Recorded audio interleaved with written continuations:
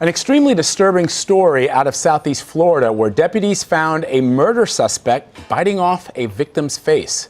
Authorities have arrested 19-year-old Austin Haroof. He's suspected of killing a married couple and biting the flesh and skin off one of the victim's faces. Now, the police say he stabbed the man and woman and tried to stab a neighbor who had called 911.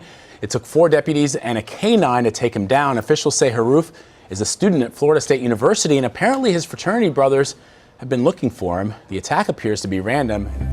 Last July was the hottest month the Earth has ever experienced since humans started to regularly record temperatures.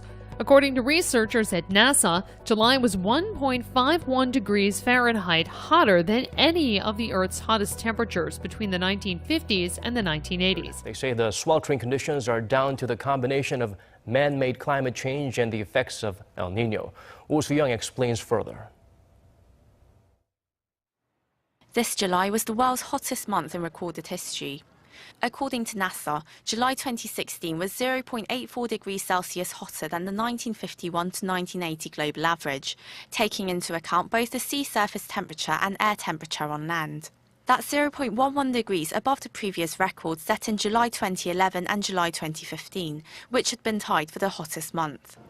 July also marked the 10th consecutive month of record heat, according to NASA. Amid punishing drought, federal water managers are projecting by a very narrow margin that Lake Mead won't have enough water to make full deliveries to Nevada and Arizona in 2018. According to CBS News, a 24-month projection released Tuesday comes with the largest Colorado River reservoir, 36% full. Wildfires north of San Francisco have burned nearly 200 homes and businesses, while floods have submerged more than 40,000 homes in the southern United States.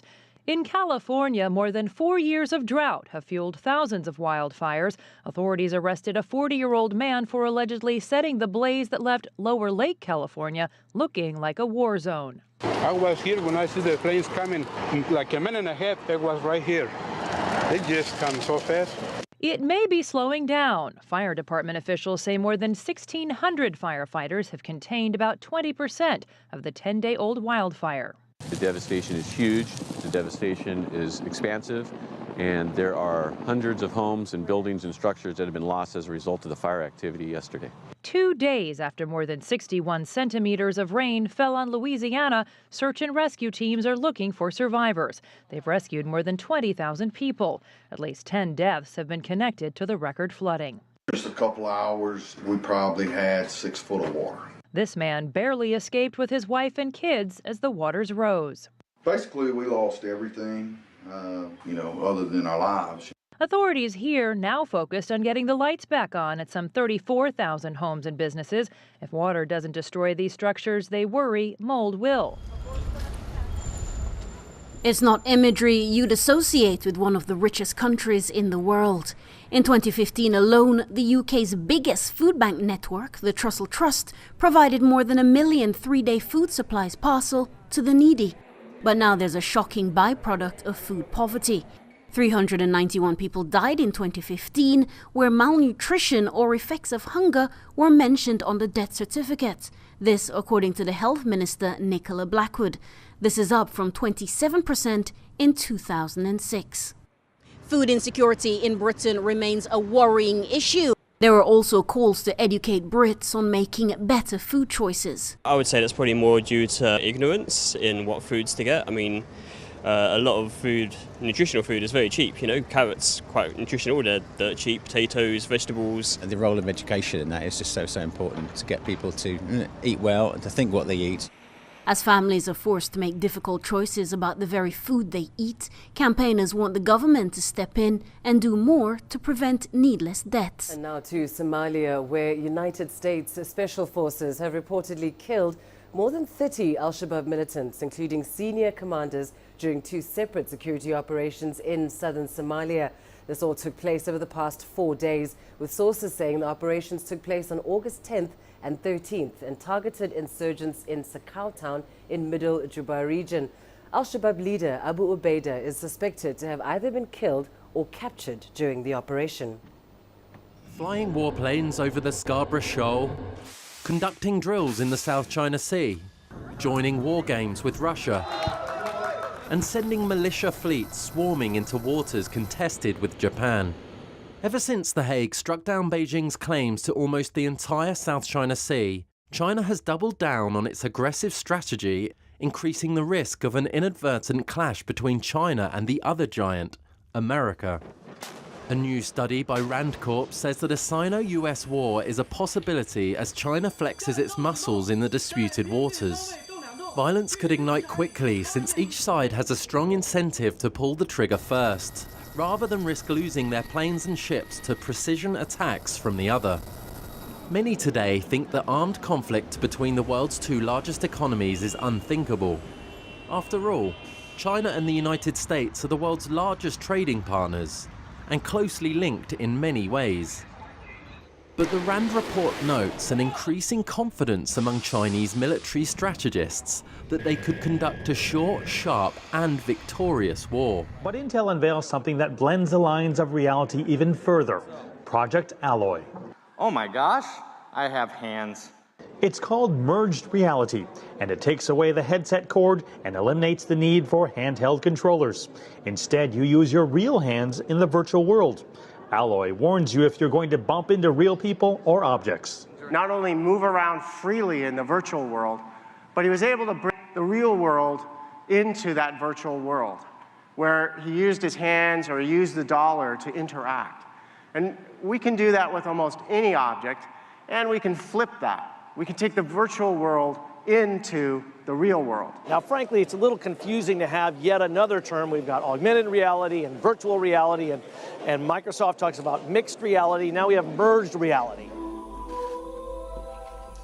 Meet Alter, the Japanese android designed to resemble a human on both the inside and the outside. Its face and body are designed to look human and moves in a surprisingly lifelike way.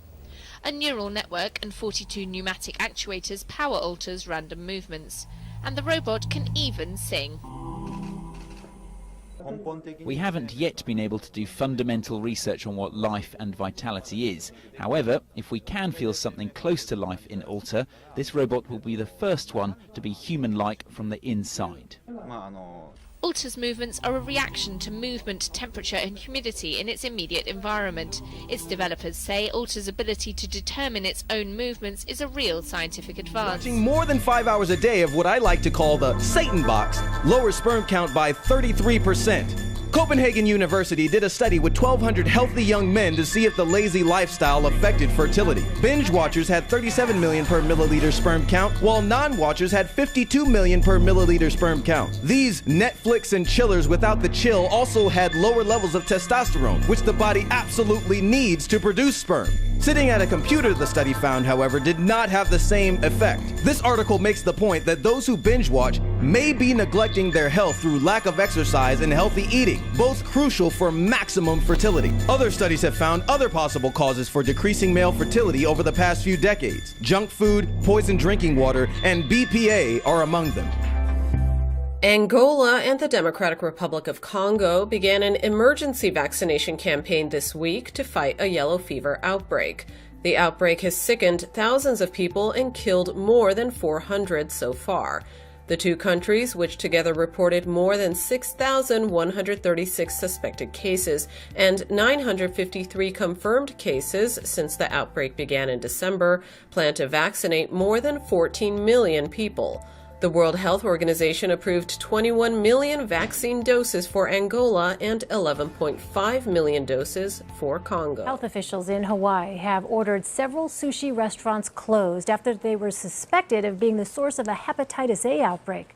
On Monday, officials said the outbreak was likely due to frozen imported scallops served raw at Genki sushi restaurants. And on Tuesday, Hawaii's Department of Health put an embargo on all frozen scallops sold by two companies providing the tainted scallops to those restaurants. The Honolulu Star-Advertiser is reporting 168 people were infected, making this Hawaii's worst outbreak in more than 2 decades. More troubles in Venezuela. The economic problems in that socialist country now leading to an outbreak of malaria, a disease which had previously disappeared from the country. Liz, how did this happen? Yeah, so what's going on is, you're right, Venezuela was thought to have officially eradicated in 1961. Now it's exploding to levels of malaria in Venezuela not seen since 1941. What's happening?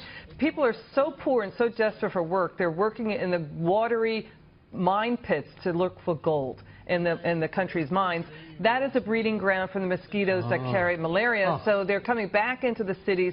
Now more than half of the states in Venezuela have malaria reported in it. It's an unbelievable problem now exploding in Venezuela. So they're so desperate they're just wherever they can get their hands on something of value. Yeah, that's exactly right. So the malaria cases are nearly doubling year over year in the first 6 months of this year. Misery upon misery. Yeah, all right. That's right. EMAC, thank you very much.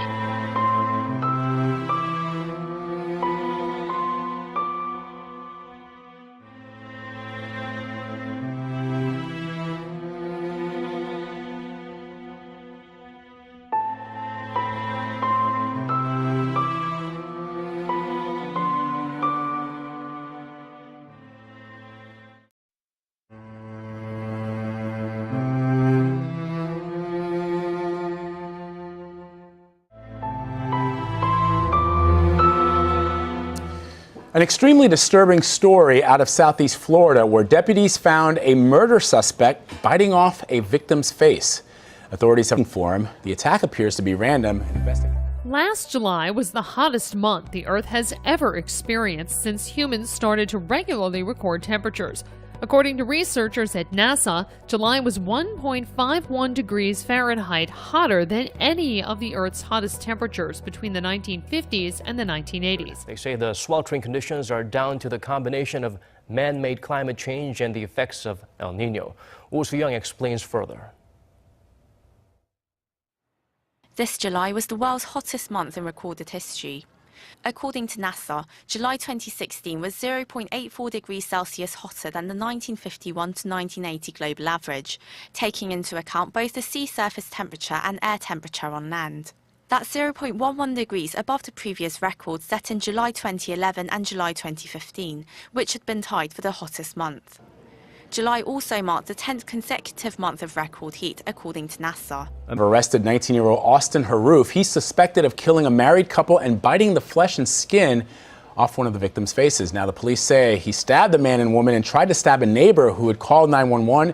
It took 4 deputies and a canine to take him down. Officials say Haroof is a student at Florida State University, and apparently his fraternity brothers have been looking